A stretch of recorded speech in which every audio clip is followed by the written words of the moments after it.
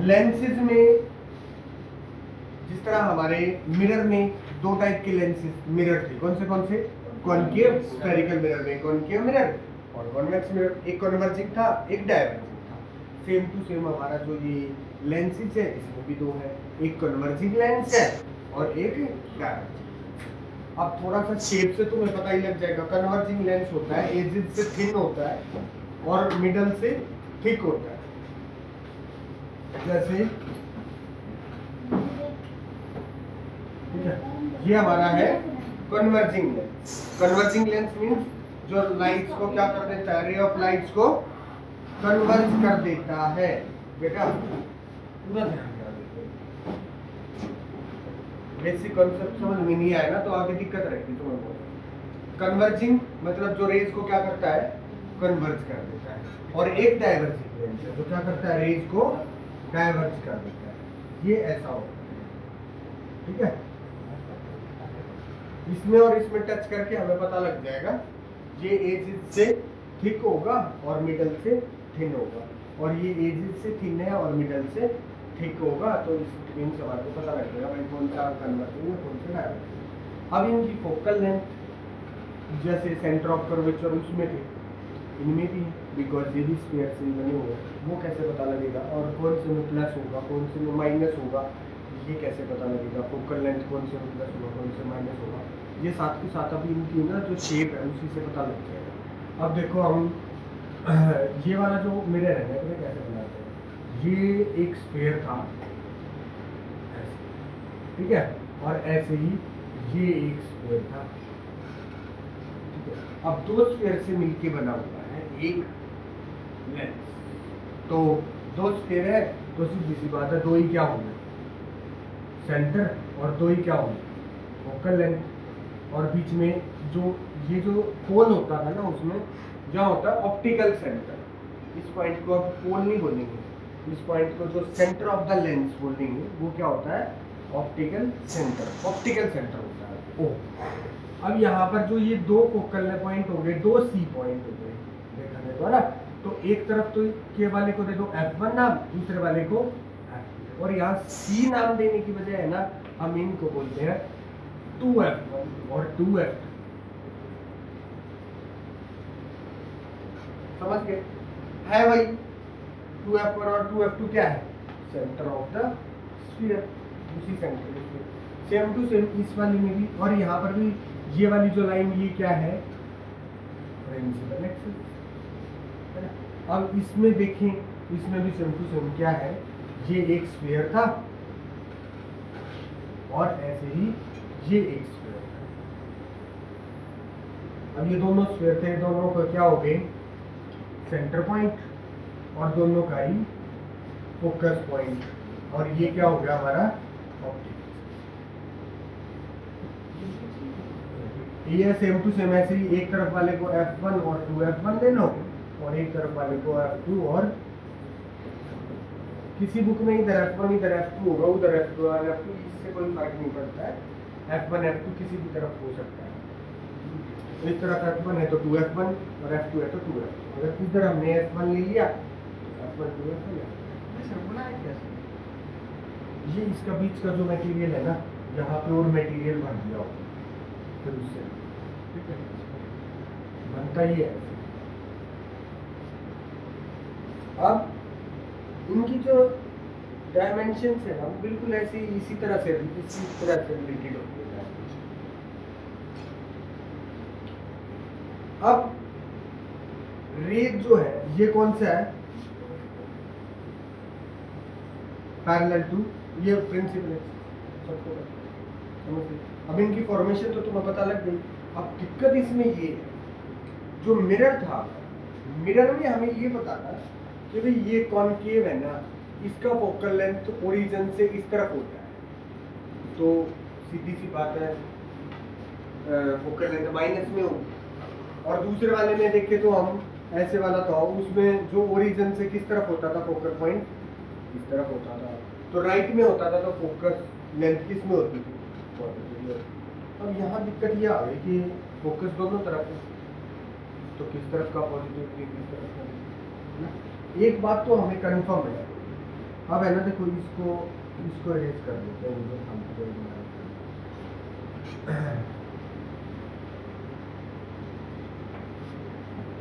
अब तुम्हें इंफॉर्मेशन तो पता चली गई कि F1 F2 कैसे बने हैं, है ना।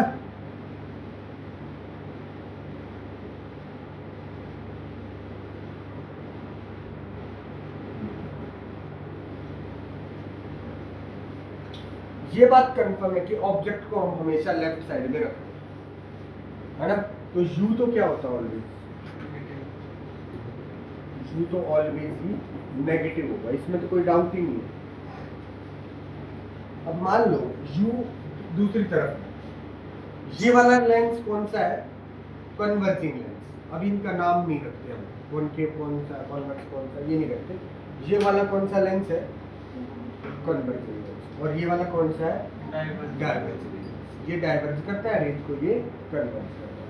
अब जैसे ये रे आई, ये कन्वर्ज करेगा एक पॉइंट की तरफ, क्या कर देगा, सभी रेज को, जो भी ray parallel to principal axis आएगी, एक पॉइंट पे इकट्ठा कर देगा सभी रेज को।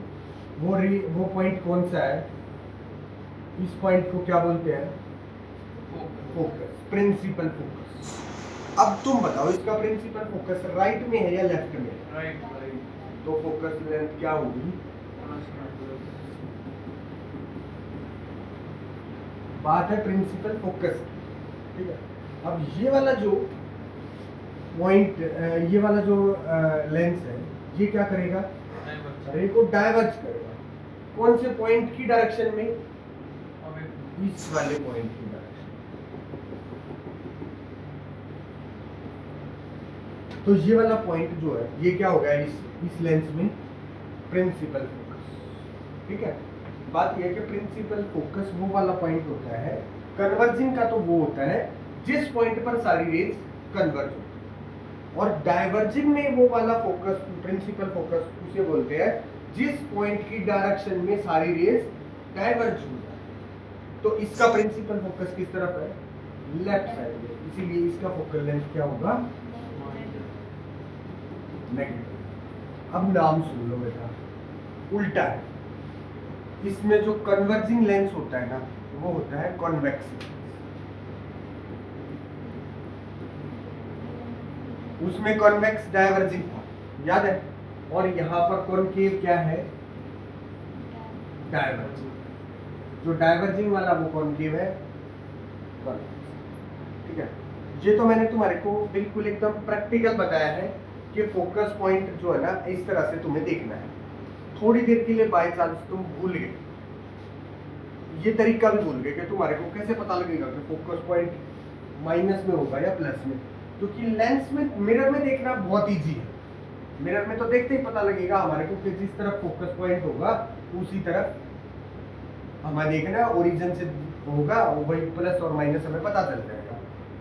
तो कॉनकेव कौन सा था, ये था ना, कॉनकेव मिरर में फोकल लेंथ किस में था, पॉजिटिव में या नेगेटिव में,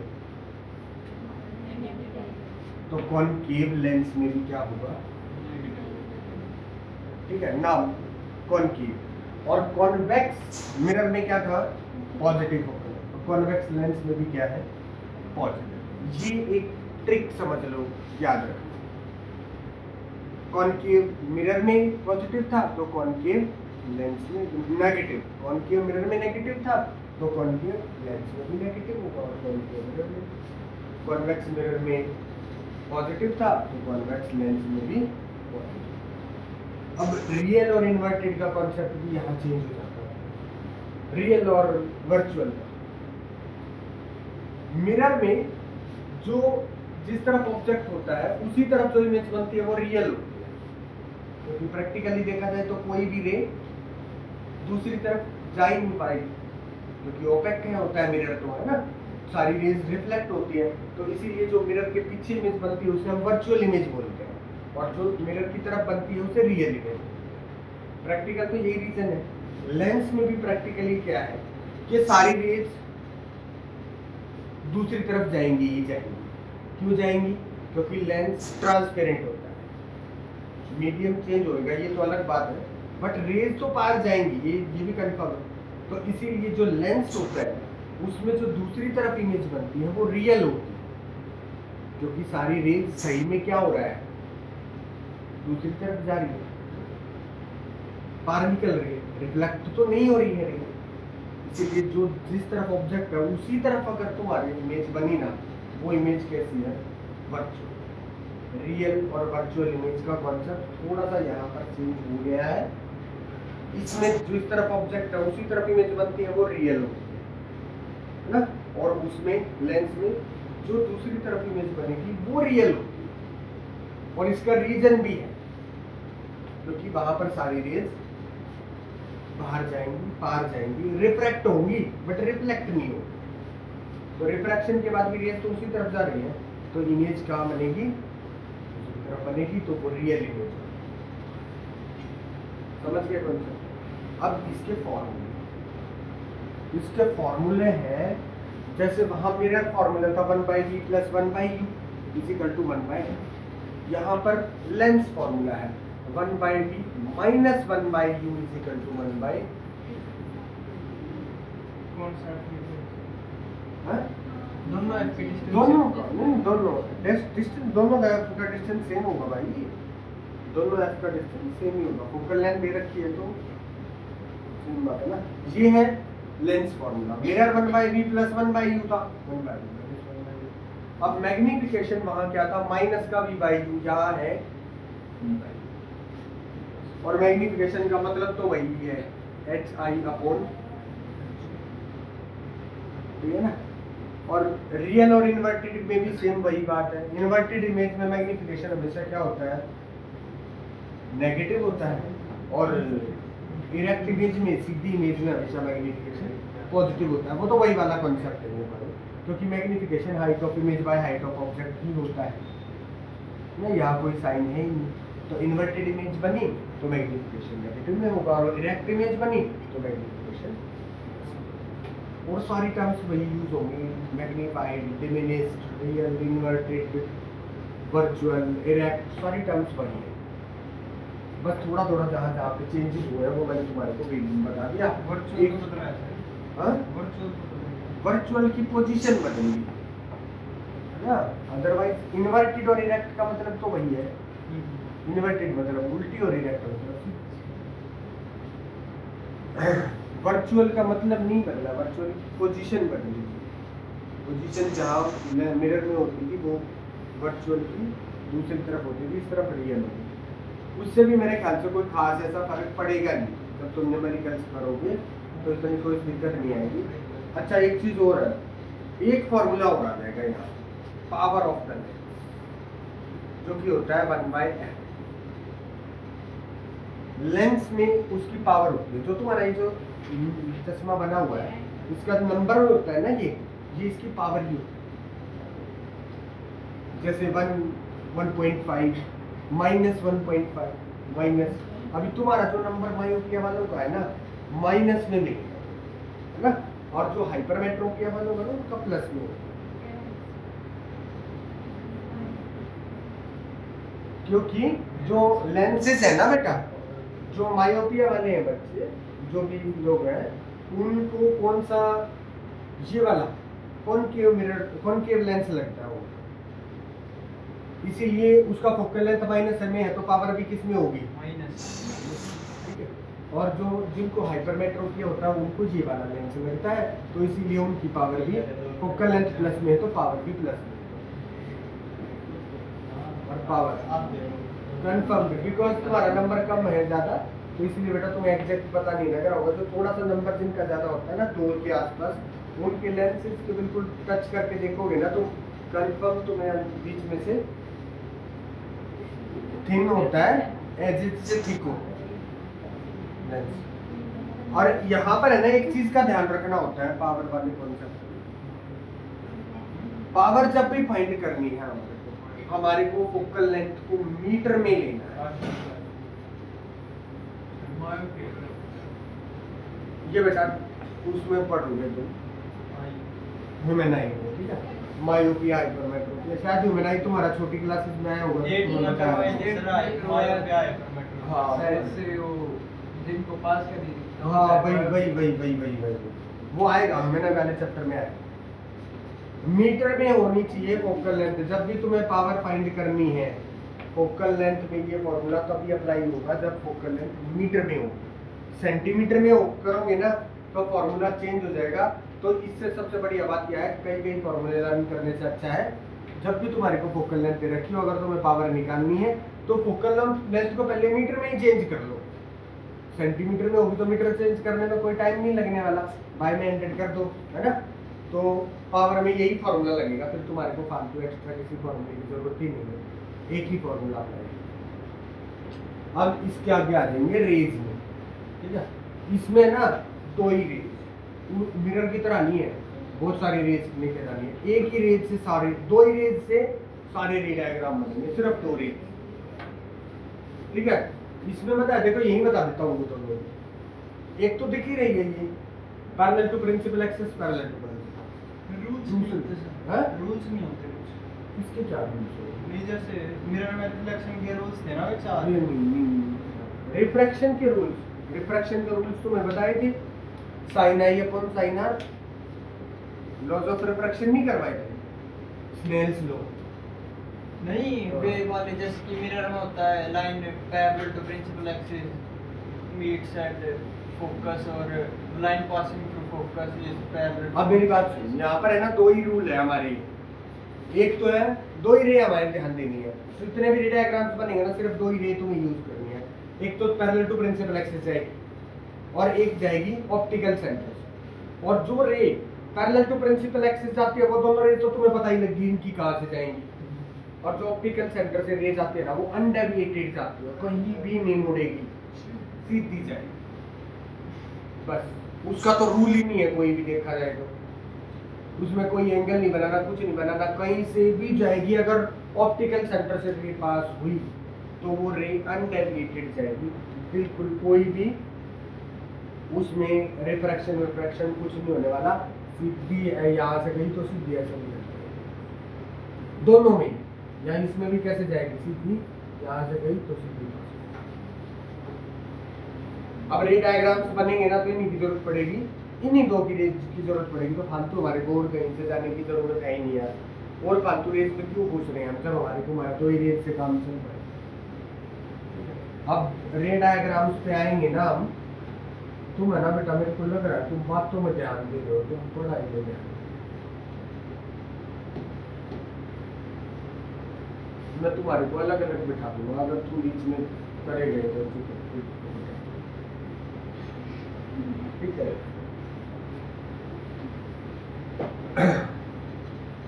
अब उस पर आ जाते हैं रे डायग्राम।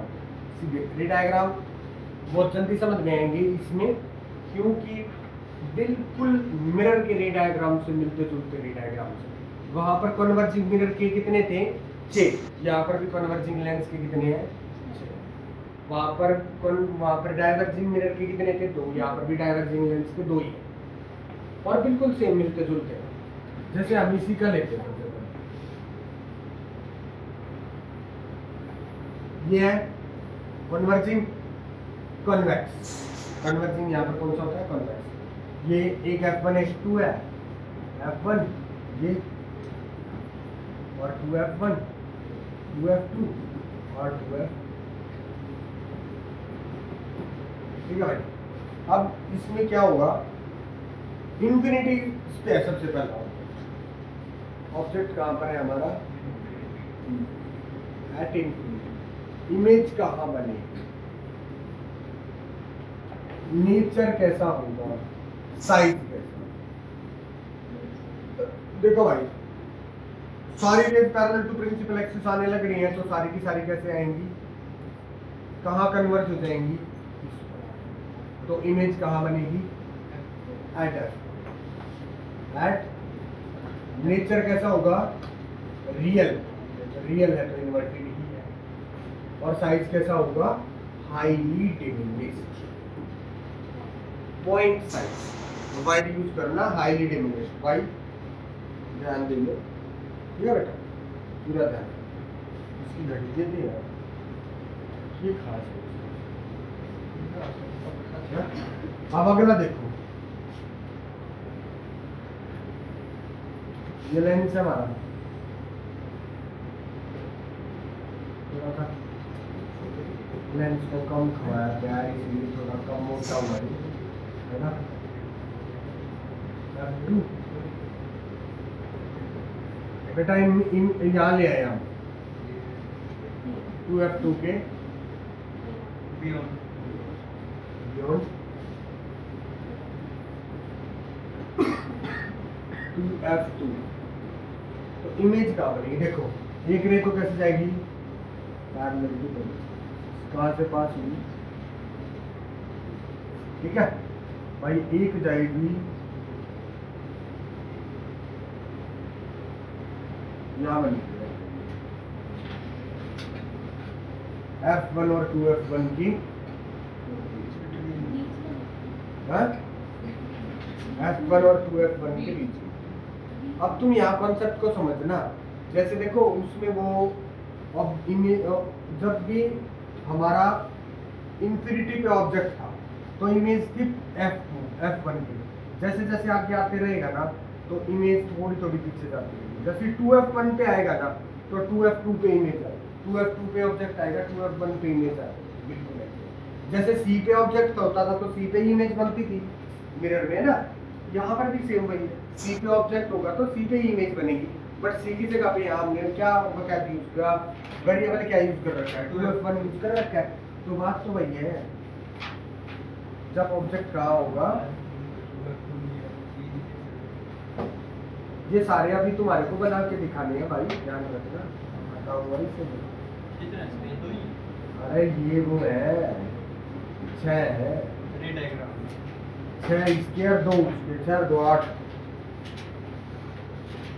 अब देख लो यहाँ पे पहला रे वही है सारी की सारी, इसमें अच्छी बात यह है कि इसमें रे सभी में यही है, पैरेलल टू प्रिंसिपल एक्सिस और ऑप्टिकल सेंटर से। जब भी तुम बनाओ ना रे डायग्राम, स्केल लेके बनाना, मैं तुम्हारे को बताऊँ भाई, स्केल लेके बनाओगे ना तुम एग्जैक्ट कई बार पोजीशन भूल भी जाओगे नहीं तो भी बना दोगे अगर तुम इससे बनाओगे। तो ये पहले तो पैरेलल टू कैसे गई, फिर कहाँ से पास हो गई, और दूसरी ऑप्टिकल यहाँ बनी, ठीक है, और सेम साइज की बनेगी बिल्कुल। ये कहाँ बनी थी पहले वाली, between F2 F1 and real and diminished size. जब हमारा ऑब्जेक्ट है दूसरा एट 2F2 तो इमेज कहाँ बनी है एट F2F1। नेचर कैसा है, रियल एंड साइज कैसा है,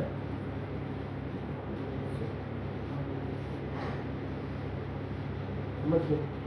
अब इससे अगला ऑब्जेक्ट ले आओ भाई, कहाँ ले आए ऑब्जेक्ट 2F2 और 2F1 के बीच में, यहाँ ले आए ऑब्जेक्ट, कहाँ ले आए हम, बिटवीन 2F2 एंड F2। तो इमेज कहाँ बनेगी, देखो एक रे तो है यही जाएगी ऐसे की ऐसे, है ना, और दूसरी रे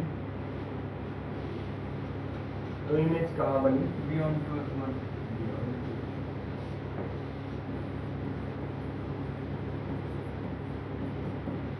size nature real angle, size magnify.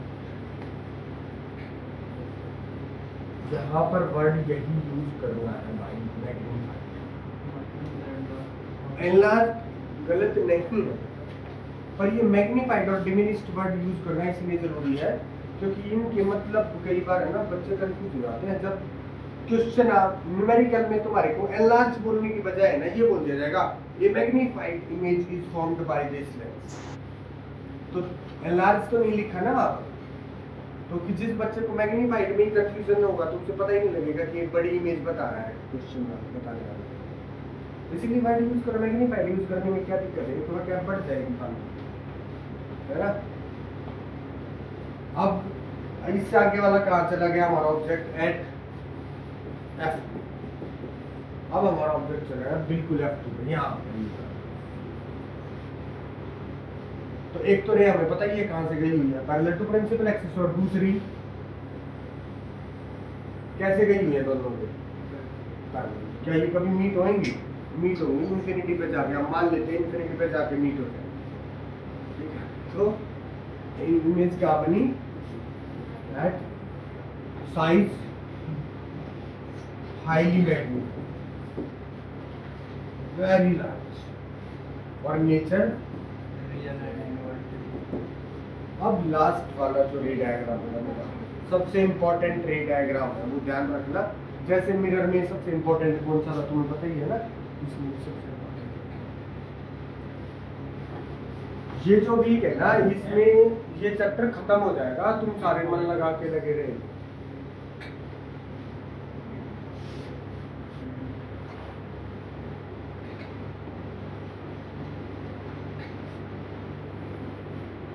ये लेंस है F1 F2, पहली रेज आएगी। अब की बार ऑब्जेक्ट हमारा कहाँ आ गया? F1 और ऑप्टिकल सेंटर के बीच। तो ये कहाँ आएगा? पहली तो रे कहाँ से जाएगी? दूसरी।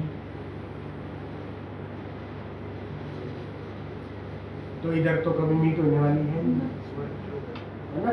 तो किस तरफ मीट होंगी है?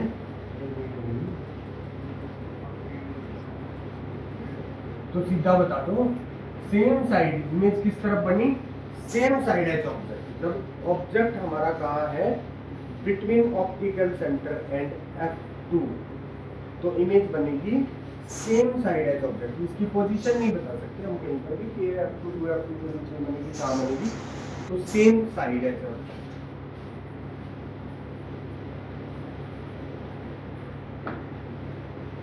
नेचर कैसा होगा? वर्चुअल एंड, और साइज कैसा होगा? मैग्नीफाइड। ये भाई 6 इमेजेस हैं ये। अब अगर तुम थोड़ा सा दिमाग में इसका विजुअलाइजेशन खुद बनाओ ना, तो तुम समझो ये लेंस है। अगर हमारी इमेज कहाँ है? इन्फिनिटी पे है, तो सारी रे कन्वर्ज होकर के F दूसरी साइड वाले फोकस पॉइंट पे कन्वर्ज हो रही है, तो F पे बनेगी। थोड़ा आगे लाएंगे तो इमेज थोड़ी थोड़ी पीछे जाती जाएगी, है ना? तो बियॉन्ड अगर 2F2 है तो इमेज बन रही है कहाँ पर? F1 और 2F1 के बीच में। जैसे ही C पे ऑब्जेक्ट आता है, 2F2 पे आता है, तो 2F1 पे सेम साइड की थोड़ा सा और आगे ले आते हैं तो इमेज और पीछे चली जाएगी, 2F1 के बियॉन्ड 2F1 बनेगी, है ना? यही लिखा है मैंने आपको, beyond 2F1 real and inverted magnified बड़ी हो जाएगी इमेज में। F1 पे जाएगी तो इन्फिनिटी पे इमेज बनेगी, हाईली मैग्नीफाइड इमेज बनेगी। और F1 F2 और फोकस पॉइंट ऑप्टिकल सेंटर के बीच में अगर हम ऑब्जेक्ट को ले आएंगे तो हमारा रे डायग्राम बनेगा ये वाला रे डायग्राम। सच में बहुत इंपॉर्टेंट है, न्यूमेरिकल भी इससे रिलेटेड ज़्यादा आ सकते हैं। और देखना, इसमें वर्चुअल इंटरैक्टिव इमेज बनती है सिर्फ एक, जैसे मिरर में थी, है ना? दूसरे वाले लेंस में दोनों ही वर्चुअल इंटरैक्ट बनती है, पर इसकी वर्चुअल इंटरैक्ट और उसकी वर्चुअल इंटरैक्ट में क्या फर्क है? ये बड़ी बनाता हमेशा, वो छोटी। ठीक है, अब दूसरे वाले रे डायग्राम नहीं बता, तो दूसरे वाले के भी साथ के साथ फिर उसके बाद है ना हम कल से न्यूमेरिकल्स में ही लगते हैं।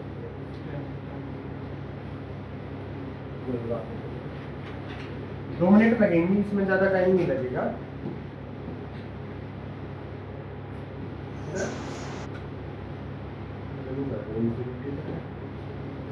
देखो भाई 41%, अगला ये वाला है भाई, इसमें बताइए प्रिंसिपल एक्सिस, एक F8 2F1 F2 2F2। एक इमेज कहाँ है? एक ऑब्जेक्ट हमारा इन्फिनिटी पे, ऑब्जेक्ट कहाँ है? सारी रे कैसे आएंगी? पैरेलल, किस तरफ डाइवर्ज हो जाएंगी? तो ये इस तरफ तो कहीं मीट नहीं होने वाली, तो किस तरफ मीट हुई है? ठीक है, अगर हमने इसको F2 लिया है तो अगर हमारा ऑब्जेक्ट F2 पे है ना, ऑब्जेक्ट कहाँ है, इंफिनिटी पे, तो इसका F1 या F2 जो भी लिया है तो एट F1 लिख दो, अगर F1 लिया है तो ठीक है। मान लो इसे हमने F1 ले लिया, इसे 2F, इसे F2 और 2F, तो इमेज कहाँ बनी, एट F। नेचर कैसा है, वर्चुअल एंड, और साइज हाईली। दूसरा, हम इस ऑब्जेक्ट को ना किसी भी फाइनाइट डिस्टेंस पे लिया है, इस बार हमको ऐसा नहीं है कि 2F1 या F1 पे लिया है, कहीं भी फाइनाइट डिस्टेंस पे लेके आओ, हम यहाँ ले आए, ठीक है।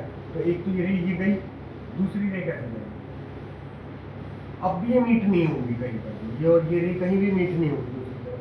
तो अगर हम यहाँ से इसे वापस लेके आते हैं तो यहाँ मीट होगी, तो कहाँ बनेगा,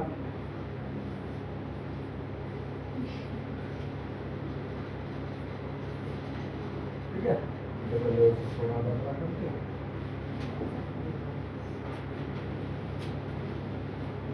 अब भी कराओ, देखा इमेज ये बन गए आप, दोबारा बता दो।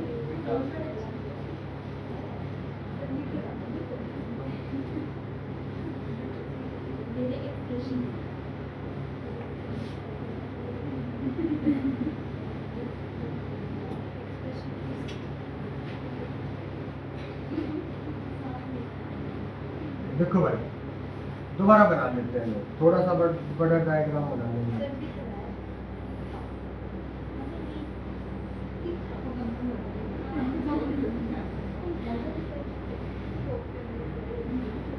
बेटा ये था हमारा, ठीक है, ये गया, और ये क्या हो गया, मान लो ये था, ठीक है, यहाँ इसकी डायरेक्शन में ये बनेगा,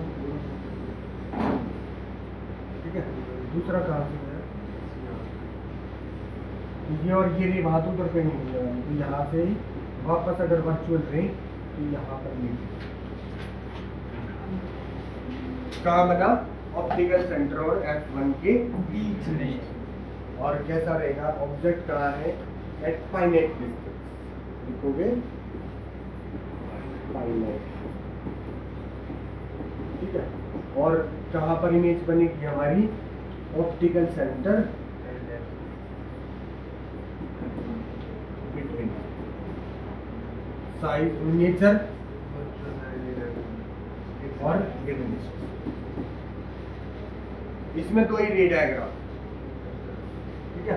अभी सारे के सारे रे डायग्राम्स बनाओ, कल से इसके न्यूमेरिकल स्टार्ट करा दूंगा, 2 दिन में इसके सारे न्यूमेरिकल करेंगे, 2 या 3 दिन रहते हैं हमारे इस वीक में, वर्किंग डेज कितने, आज क्या है, बुधवार, 2 दिन रहते, तो 2 दिन में न्यूमेरिकल पक्का कर देंगे सारे, और फिर संडे को इस पूरे चैप्टर का मिक्स टेस्ट होगा दोबारा से,